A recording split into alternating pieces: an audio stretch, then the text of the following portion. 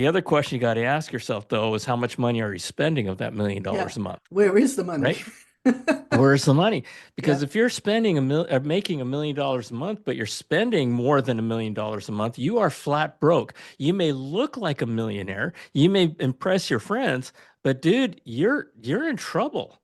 Right. You're in Right. trouble. And so the whole idea is understanding. I mean, I love how your grandmother had the boys do math problems, Yep. right? Hmm. And because it really is, a math problem, and Hmm. it's all about living within your means, isn't it? Right. It is. It's in knowing what those means are.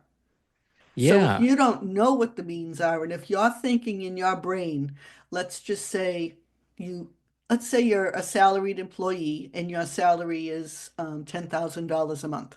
So that's Hmm. 120,000 a year. But Right. that's not what you bring home. Right. You have taxes, you have probably health insurance, different things are withheld or taken out.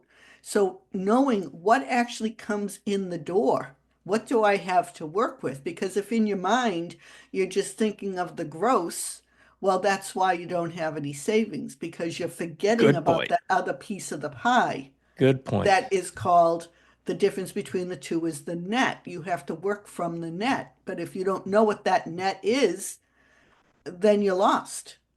So now you don't, That's right. and if you then don't know what goes out and what's the difference between the two numbers, and I've done these math exercises with people, I can't even tell you how many times, but they say, oh yeah, well, we'll look at the numbers. Gee, according to what you're giving me, you should have $3,000 a month left over.